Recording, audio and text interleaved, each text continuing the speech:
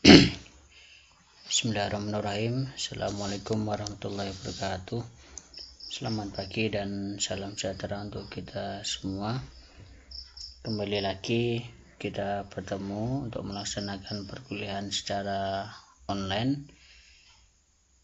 Untuk hari ini kita akan membahas materi terkait dengan jenis dan produk-produk perbankan, di mana materi ini merupakan materi kelanjutan dari materi di pertemuan minggu kemarin ya, di mana minggu kemarin kita sudah membahas dan mendiskusikan materi terkait dengan pengertian dan kegiatan perbankan. Oke, langsung saja kita masuk ke sesi yang pertama, yaitu materi terkait dengan jenis bank ya. Oke, berdasarkan referensi yang ada di buku-buku, mungkin sudah banyak yang membahas tentang jenis-jenis bank, dan saya yakin mungkin mereka membagi jenis-jenis bank ke dalam berbagai macam jenis ya. Namun pada kesempatan kali ini yang akan saya sampaikan adalah jenis-jenis bank menurut Undang-Undang Nomor 10 Tahun 1998, yaitu Undang-Undang tentang Perbankan. Oke, langsung ke materi. Jadi berdasarkan Undang-Undang Nomor 10 Tahun 1998 telah membagi jenis-jenis bank menjadi beberapa jenis ya, dilihat dari berbagai macam segi maupun sudut pandang. Yang pertama adalah jenis perbankan dilihat dari segi fungsinya.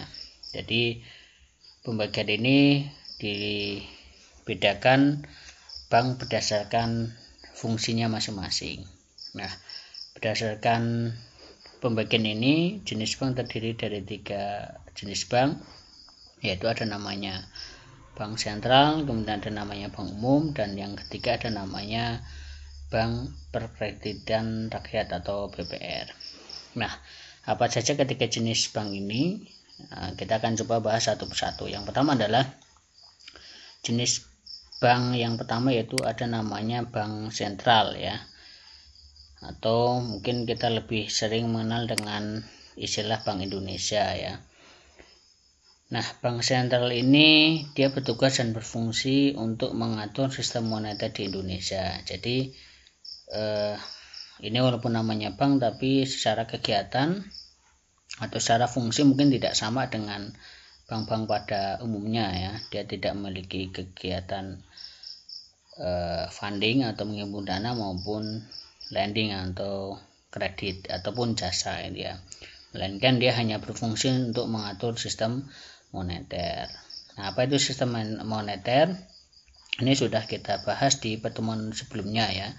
Jadi ini berkaitan dengan seluk-beluk berkaitan dengan uang di suatu negara, dari pencetakan, kemudian pendistribusian uang, sampai kemudian pengendalian jumlah uang yang beredar di sebuah negara.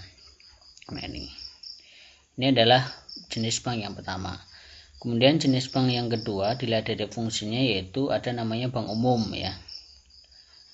Nah, dimana bank umum ini adalah bank-bank yang sebagaimana sudah kita kenal ya.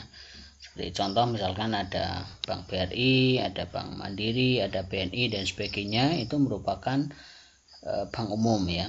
Dimana selain dia berfungsi sebagai lembaga perantara atau intermediary institution ya, yang kegiatannya menghimpun dana dan menyalurkan dana, dia juga berperan sebagai lalu lintas pembayaran. Maksudnya lalu lintas pembayaran di sini adalah ketika kita melakukan transaksi secara non tunai atau secara online kalau sekarang gitu ya, itu kita membutuhkan bantuan bank umum ini untuk menyelesaikan transaksi yang kita lakukan itu. Atau dengan kata lain, bank umum ini dia memiliki kegiatan berupa produk jasa. Jadi selain menghimpun dana atau funding dan juga menyalurkan dana atau lending atau financing, dia juga memiliki kegiatan jasa, di mana salah satunya tadi sebagai landas pembayaran itu ya. Dan ini sekaligus menjadi pembeda antara bank umum dengan BPR yang nanti akan saya jelaskan gitu ya. Nah, jadi bank umum itu juga dia memiliki produk jasa seperti misalkan transfer, kemudian pembayaran secara online atau payment gitu ya, kemudian juga ada payroll, kemudian clearing dan jasa-jasa yang lainnya. Nah, kemudian bank umum ini juga memiliki ciri khusus, yaitu secara permodalan itu dia tentunya lebih besar dibandingkan dengan BPR gitu ya. Jadi kalau memang kita mendirikan bank umum, memang kita membutuhkan modal yang cukup besar ya. Kalau tidak salah berdasarkan undang-undang yang baru, modal untuk mendirikan bank umum itu kurang lebih ya sekitar 50 triliun gitu ya. Dan kemudian yang ketiga yaitu ada namanya BPR atau Bank Perkreditan Rakyat. Ya, ini BPR ini saya yakin juga kalian juga sudah sering melihatnya itu ya. Di mana BPR ini sebenarnya kurang lebih hampir sama dengan bank umum ya. Dia kegiatannya funding atau menghimpun dana dan lending atau financing dalam bentuk kredit gitu ya. Namun yang membedakan dengan bank umum sebagaimana yang tadi sudah saya sampaikan, dia tidak memiliki produk jasa. Ya, termasuk dia juga tidak berfungsi sebagai landas pembayaran ya. Jadi kayak misalkan payment, clearing, ya transfer dan sebagainya itu BPR tidak bisa ya, karena dia tidak punya wewenang untuk memiliki produk jasa. Sehingga dia kegiatannya hanya dua, yaitu funding dan lending saja. Kemudian yang terakhir ya, BPR ini dia memiliki spesifikasi, yaitu modalnya lebih kecil kalau kita bandingkan dengan bank umum. Nah, jumlah bank di kita BPR itu cukup banyak sebenarnya itu ya. Dan bahkan mungkin lebih banyak daripada bank umum itu ya. Nah, kemudian selanjutnya pembagian jenis bank yang kedua itu yaitu dilihat dari sisi kepemilikannya. Dalam artian pembagian jenis bank ini ya dilihat dari siapa yang memiliki modal paling banyak di dalam bank tersebut itu ya. Nah, secara umum ada 5 jenis bank berdasarkan kepemilikannya, yaitu ada bank milik pemerintah, ada bank milik swasta nasional, kemudian milik koperasi, milik asing, dan campuran. Nah, sebagaimana namanya, maka bank pemerintah itu ya berarti bank yang mana modalnya atau sahamnya itu mayoritas dimiliki oleh pemerintah. Nah, saat ini kurang lebih ada 5 bank milik pemerintah ya, atau yang kemudian kita kenal dengan ada namanya bank plat merah ya. Ada BNI, BRI, Mandiri, BDN, dan BTPN. Nah, kemudian selanjutnya adalah bank milik swasta nasional. Artinya adalah bank ini merupakan bank yang beroperasi di Indonesia, yang mana pemiliknya itu adalah milik pribadi, di mana pribadi tersebut itu merupakan warga negara Indonesia asli itu ya. Itu seperti contoh misalkan ada BCA, ada Lipo, ada Mega, ada Danamon itu ya. Kemudian yang ketiga itu ada namanya bank yang secara modal itu dimiliki oleh koperasi. Jadi badan hukumnya bukan badan hukumnya ya, tapi kepemilikannya. Jadi mungkin awalnya ada koperasi yang memiliki modal yang cukup besar, nah kemudian dari koperasi itu kemudian dia mendirikan bank. Nah, di kita ada satu ya, ada namanya Bukopin ya, yaitu Bank Usaha Koperasi Indonesia. Kemudian yang keempat itu ada namanya bank asing. Ya, sebagaimana namanya, maka bank ini ya merupakan bank yang modalnya memang milik asing ya. Jadi walaupun beroperasi di Indonesia, tapi kepemilikan sahamnya itu mayoritas dimiliki oleh asing. Seperti misalkan contoh ada BI, Citibank, SBC, dan sebagainya. Kemudian dan yang terakhir itu ada namanya bank campuran. Ya, sebagaimana namanya, maka bank ini ya secara permodalan bank yang memang modalnya dimiliki oleh banyak pihak gitu ya. Bisa jadi dari asing ada, kemudian swasta juga memiliki modal di situ, bahkan pemerintah juga memiliki di situ. Nah, ini adalah bank dilihat dari sisi kepemilikannya. Tapi bank-bank contoh yang ada di sini mungkin bisa jadi kepemilikannya berubah-ubah suatu saat, karena memang sebagaimana yang kita ketahui saham itu kan diperjualbelikan secara umum dan intensitas transaksi saham itu kan sangat cepat sekali gitu ya. Bisa jadi saat ini mungkin ada bank yang milik pemerintah, tapi suatu saat besok sudah statusnya milik swasta juga bisa ya, karena memang di situ sahamnya ditransaksikan itu ya. Oke, kemudian selanjutnya dilihat dari sisi kedudukannya atau statusnya itu ada dua.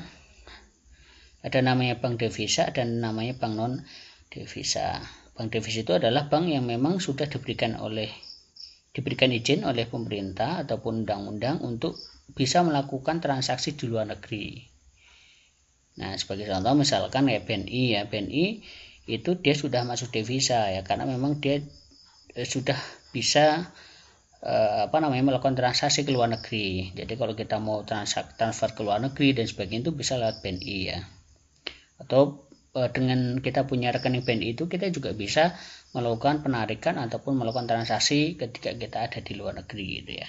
Gitu. Nah, biasanya bank devisa itu ciri khususnya misalkan kalau kita buka rekening di bank devisa itu ada logo, misalkan logo Visa, logo Mastercard ya dan sebagainya. Itu salah satu contoh saja bahwasanya bank tersebut bank yang sudah bisa transaksi ke luar negeri. Artinya dimanapun kita berada, kalau ada logo itu, misalkan ada logo Visa, ada logo Mastercard, maka kita bisa melakukan transaksi itu di tempat itu gitu ya. Gitu. Nah, yang kedua ada namanya bank non devisa ya, sebagaimana namanya atau sebagaimana kebalikan tadi bank devisa, maka bank ini dia tidak atau belum memiliki izin untuk membuka usaha ataupun melakukan transaksi ke luar negeri.